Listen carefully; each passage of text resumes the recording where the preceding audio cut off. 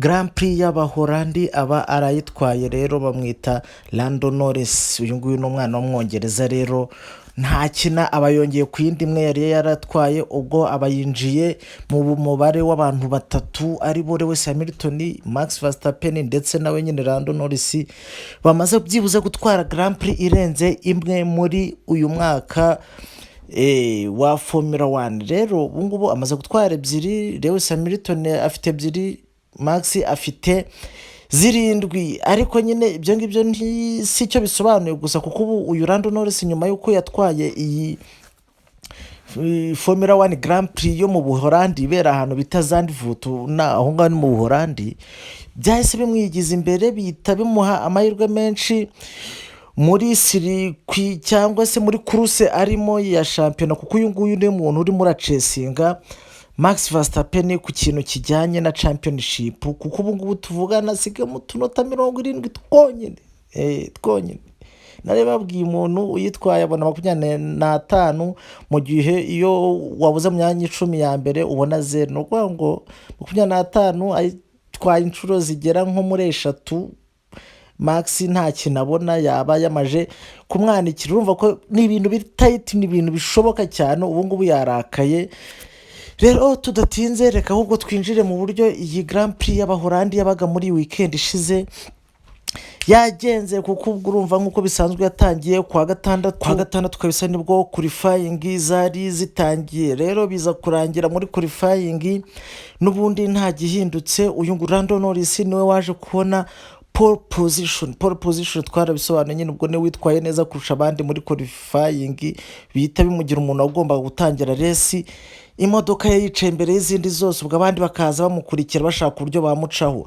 Yaje rero ari ku mwanya wa mbere Max Verstappen, ku mwanya wa kabiri ari umukurikiye bwabone muri qualifying, ku mwanya wa gatatu hariho Piastri Oscar, ku mwanya wa kane George Russell, ku mwanya wa gatanu Sergio Perez, hanyuma kuri gatandatu hari hicayeho Charles Leclerc, karindwi hariho Alonso Fernando, umunani hariho Alexandre Albon, hanyuma 9 hariho Lance Stroll, mu gihe 10 hariho umufaransa Pierre Gasly.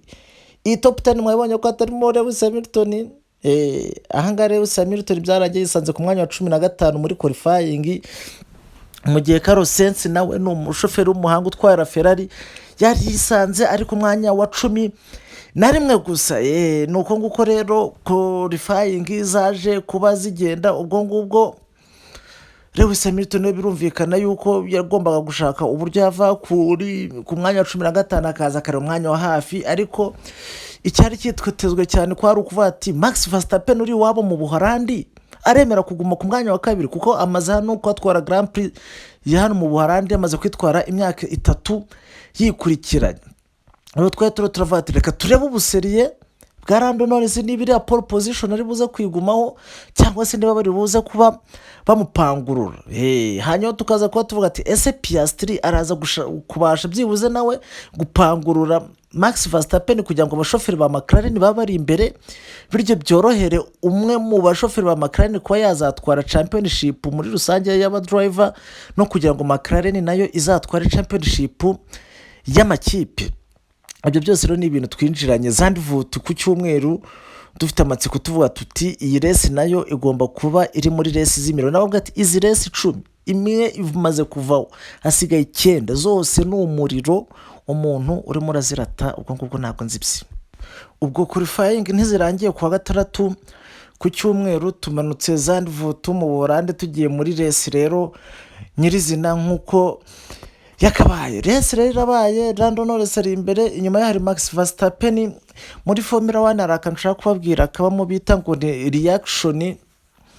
Buriya reaction iyo bakimara gusifura umuntu wakserera mbere y'abandi bose, ureactinga mbere y'abandi, kenshi baba barutanwa ibice by'amasegonda. Iyo utanze umuntu kureactinga uyita umusiga kabisa. Muri reaction race igitangira Lando Norris yarazariye Max Verstappen abamuciyeho kabisa nk'isasu. Ubwo race nk'icumi za mbere zose zabaye Knowless amarapu 10 ya mbere yabaye Lando Norris arimo arashaka uburyo yakacenga apu kuri Max Verstappen, gusa nyine biza kurangira amufashe anamucaho ashyiramo na gapu nini cyane, yashyizemo gapu y'amasegonda 20 muri Formula 1. Amasegonda 20 aba ari menshi, umuntu wagusize amasegonda 22 kabisa, ubwo sinzi ukuntu nabivuga, aba yagusizemo metero zirenga 100. Ngira ngo urabyumva, umuntu wagusize metero 100 ukuntu aba ari nyinshi, metero nk'ijana cyangwa 200 nizo amasegonda 22. Rero yaramutaye cyane, ubwo biza kurangira Lando Norris Dutch Grand Prix ayitwaye. Max Verstappen aguma aho ngaho ku mwanya wa kabiri, areba ukuntu championship iri kugenda imucika gake gake. Charles Leclerc ufite imodoka, baje kugenzura imodoka zirimo hano, basanga imodoka ye ni iya kane mu modoka zihuta, kuko iya mbere ni iya McLaren nibo bafite imodoka ya mbere nziza, iya kabiri ni iya Max Verstappen ya Red Bull, iya gatatu ikurikiraho nyuma ya Red Bull haza Mercedes. Bana Mercedes abashoferi babo nuko baba bazutagira, ariko bafite imodoka nziza. Hanyuma imodoka ya kane ni Ferrari. Rero kubona umuntu uri kugenda mu modoka ya kane yihuta, ukabona wasize abashoferi bose ba Mercedes babapanguruye, harimo wa Red Bull wapanguriye, harimo wa McLaren, kano ka Piastri n'aka McLaren wagapanguruye. Charles Leclerc akaba yarakoze akazi gakomeye kuva ku mwanya wa 6 n'imodoka yari yicaye, araza yisanga kuri podium ari wa 3. Oscar Piastri ku mwanya wa 4, Carlos Sainz nawe warakoze akazi gakomeye cyane kuva ku mwanya wa 16 n'imodoka ye yatangiye iparitse, resi irangira ari ku mwanya wa 5. Akazi gakomeye kabisa yari yakoze. Sergio Perez ku mwanya wa 6 Red Bull.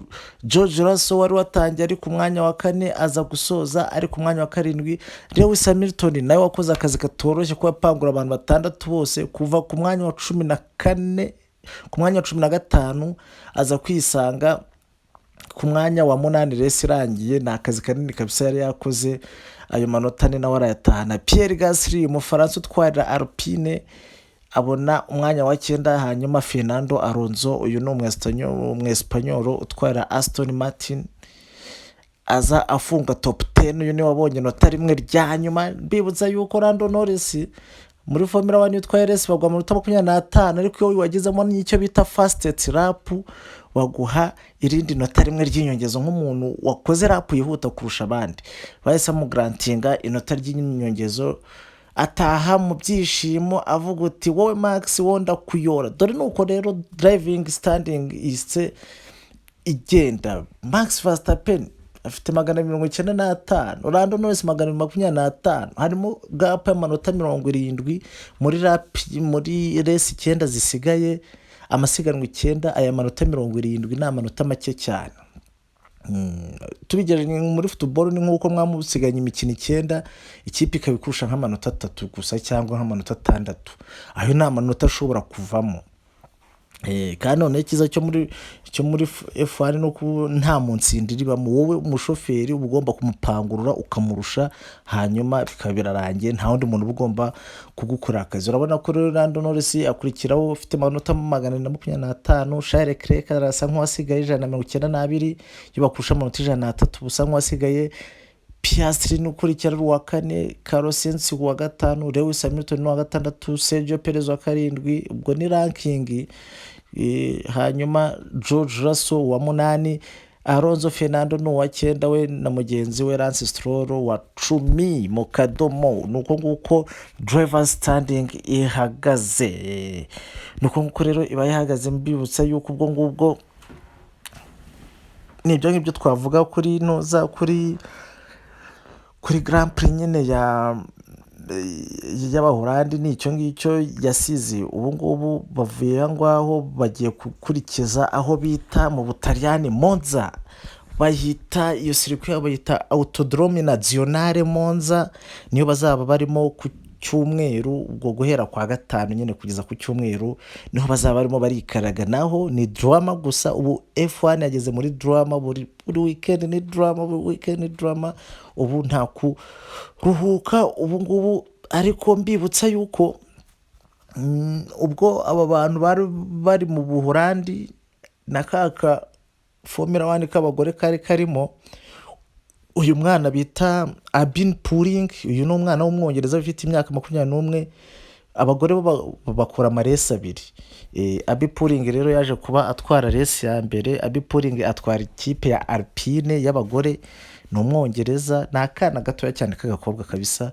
Hanyuma uwatwaye resi ya kabiri ni uyu mukobwa utwarira Mercedes, bamwita Dorian Pino. uyu ni umukobwa w'umufaransa ariko utwarira Mercedes y'abagore. Rero ni uko nguko F1 y'abagore nayo yagenze, yo bayita ngo ni F1 Academy. nuko rero byari byagenze. Hanyuma rero tuva aho ngaho tujye mu cyo bita breaking news. Noneho ubu ngubu zirimo ziravugwa kano kanya. Uyu mujene muri kubona hano, uyu nguyu ni umuhungu w'umunyamerika, bakaba bamwita ngo ni Sergeant Logan. Uyu nguyu akaba ni umunyamerika watwariraga ikipe ya Williams Racing y'Abongereza guhera sezo ishize. Iyi ni sezo ya kabiri yari arimo arakubitamo, ariko biranze neza ko ayirangiza. Iyo ubushize yarayirangiza, ariko iyi ngiyi biranze. Nuko bigenda muri Formula 1, nta mpuhwe. Kumva iyo bidakunda ntibabikunda uhita wirukanwa. Uyu rero akaba yirukanwe habura resi 9 gusa kugira ngo season irangire. Akaba yirukanwe aho we umusaruro muke cyangwa se umusaruro nkene, kuko muri resi 15 barangije nta nimwe yari yabonamo inota na rimwe. Yari afitemo 0 point. Mu gifaransa no kuvuga ngo ni 0 point. Mu gihe mugenzi we Alexander Albon ni umwongereza ufitemo n'amaraso yo muri Singapore na za Thailand, we yifite byibuze abashe kubonamo amanota. Kugira ngo wumve uburyo aba byaragoranyemo, muri resi umuntu wa mbere abona amanota 25 twari babwiye. Hanyuma uwa 10 ubu barimo ari abashoferi 20. umushoferi wa 10, driver wa 10 abona inota rimwe, driver wa 9 abona amanota 2, driver wa 8 abona amanota 4. ni ukuvuga ngo muri resi 15 zishize yabuze mu resi nimwe byibuze yaba mu wa 10. yibera inyuma aho muri za 17, 18, ibintu nk'ibyo ngibyo. Rero Williams yavuze ati ibi ntabwo dushobora kubyihanganira, turakwirukanye. muri noza mu Butaliyani Monza tuzaba dufite akandi kana k'Akanya-Argentina, nako ndaza kukababwira, atari ku ngubu tubaye tukwirukanye. nk'uko rero bisanzwe iyo ugiye abantu bagomba kugwerekeresha amagambo y'uburyarya nyine yo kugenda nyine bakwihanganisha. mu boss we nabonye atanga commentaire avuga ati rwose birababaje, uyu ni umujene watanze ibintu byose bishoboka kugira ngo iyi kipe itere imbere, tari kubwo nyine bibaye ngombwa yuko dutandukana, tari ku musanzu yatanze kuri iyi kipe yacu ntabwo tuzigera tuwibagirwa. umusanzu waheze ngo yigeze atanga umusanzu. Ariko byibuze message nabonyemo byibuze ya kimuntu ni uyu nguyu bakoranaga, uyu mu driver mugenzi we bita Alexander Albon niwe wanditse kano ka message. numva nanjye kankoze ku mutima. Albon yagiye kuri Instagram ye, hanyuma arashishimura ati I know firsthand how brutal this sport can be. It is tough to see Logan leave the team mid-season. You gave it your all, brother, and it has been a pleasure being teammate with you. I know whatever you do next you will be awesome. Ati rwose ati bwa mbere twese turabizi uburyo siporo ari insazi nyine itajya yihangana, ariko birakomeye kabisa. Ati ni ibintu bidukomereye kubona Logan agenda hagati muri sezo. Ati ku ikipe nk'ingi wahaye ibyo wari ufite byose. Ati byari ibintu by'ibyishimo kabisa kuba nari umuteammate wawe. Ati ndabizi neza ahantu ugiye. Ati ibyo ugiye gukora ibyo aribyo byose uzabikora neza cyane. Ati uzaba uri mwiza muri ibyo bintu. Urumva rero ni message ya kimuntu irimo ibintu by'urukundo byibuze. Hanyuma nyuma yuko yirukanwe, dore ako gahungu niko kazaza kumusimbura guhera kuri Grand Prix ya Monza mu Butaliyani. Bamwita Franco Colapinto. No mwana w'Umunya-Argentine yiviriye muri Formula 2. ntago muzi ibintu byinshi, nzagenda mu digging, ariko meanwhile nyine ubwo tuzabanza turebe uko azitwara mu Butaliyani, tumenye icyo azanye gishyashya, cyangwa nawe niba ari inyatsi nk'abandi bose. nuko nguko nawe naza n'ibintu byo guhuzagurika uyu nguyu se zishobora kuzarangira nawe yereka umuryango nk'abandi bose. Nibyo rero twaba tuvuzeho. Ciao bye, ibindi tuzaza tureba reaction kuri Grand Prix yo mu Butaliyani izaba irangiye, ubwo ni nyuma yo ku cyumweru. Ciao bye.